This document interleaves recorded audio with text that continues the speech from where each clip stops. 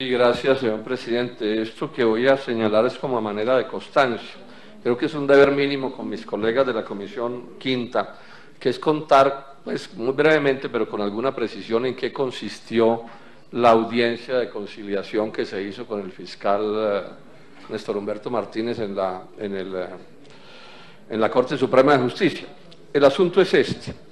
El fiscal Néstor Humberto Martínez me acusó a mí por injuria y calumnia. Ese es un cargo penal, ¿no? Una acusación penal.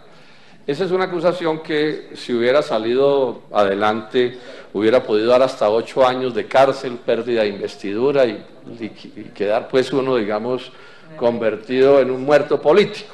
O sea, era una cosa de bastante alcance.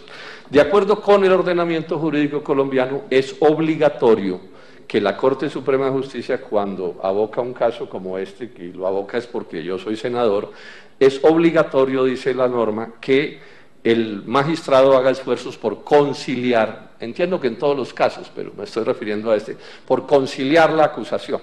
Conciliar es buscar algún mecanismo mediante el cual se retire la acusación, pues con el propósito de que el derecho penal se vuelva como la última ratio, dicen los juristas, pues, y que ojalá la Corte Suprema de Justicia en este caso se descargue de un proceso, que eso también tiene su importancia. O sea que la conciliación, intentarla es obligatorio. Puede darse o puede no darse. Si no hay acuerdo entre las partes, el proceso sigue y lo adelanta la Corte Suprema de Justicia y toma sus decisiones. Bueno, ese es, digamos, el contexto jurídico del asunto. ¿Qué sucedió? Sucedió que después de una conversación, pues, entre las partes y con la presencia del señor magistrado encargado de este caso, se llegó a este acuerdo. ¿Cuál es el acuerdo? El acuerdo es que el fiscal Martínez Neira retiró la denuncia. Retiró la denuncia, que es, digamos, en buena medida esas audiencias se citan para eso. Había podido no retirarla y seguir el proceso. Retiró la denuncia, cosa con la que yo estuve de acuerdo. Yo creo que esa es una buena solución a ese pleito. Pero también quedó precisamente establecido que yo no retiré absolutamente nada de lo que he dicho en relación con este caso. No retira nada. En eso consiste la conciliación. Hay gente que piensa que es que la conciliación tiene que consistir en algún tipo de cosa. No, la conciliación es si se llega a un acuerdo para retirar la denuncia. Y quedó establecido en el documento que firmamos que se mantiene el debate político, digamos, la controversia en relación con ese tema. Como es obvio, las conciliaciones no apuntan a que desaparezcan las diferencias, sino que apuntan, en este caso, es a que se retire la denuncia, bueno, o a que no se retire si no es posible. Ahora, ¿yo por qué no podía retractarme de nada?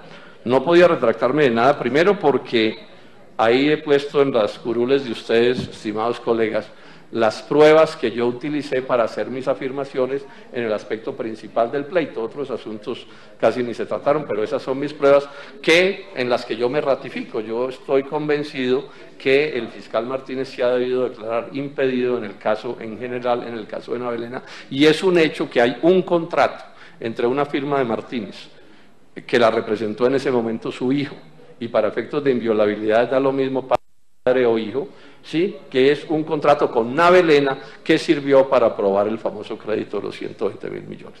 Entonces yo no me podía retirar no me podía retractar porque, digamos, que mis pruebas, ¿cómo hago yo para irme contra las pruebas que me entregó además el propio Banco Agrario? Pero además no podía retractarme por otro asunto que puede ser de mucho interés para ustedes, miembros de la Comisión Quinta. Es que esa acusación ponía en duda el artículo 185 de la Constitución Nacional, que establece nada menos que la inviolabilidad de los congresistas por nuestras opiniones en control político.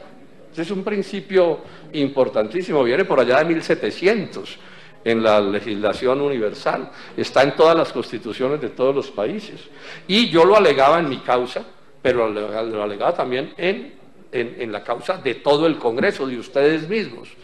O sea, porque es definitivamente muy grave que el día de mañana, o en mi caso, o en el de otro compañero del Polo, o uno de ustedes, cualquier congresista, por un debate de control político, termine encausado judicialmente hasta el punto en que las cosas puedan llegar a donde lo he señalado. Entonces, esa es la historia de este caso. O sea, se ha retirado la denuncia por injuria y calumnia, no existe esa acusación, repito, no puede existir a mi juicio porque no ha habido injuria y calumnia, y el debate político sigue, y creo que ha sido importante que esta solución salvaguarde el artículo 185 de la Constitución Nacional, que habla, ojo, dice, es preciso, sin excepciones, que los congresistas no podemos ser judicializados por nuestras opiniones, y que dentro del Congreso, en la institución, existen mecanismos para vigilar las conductas equivocadas de los congresistas, pero no es para estos efectos la Corte de Justicia el juez natural. Entonces quería explicar esto con este detalle, señor presidente.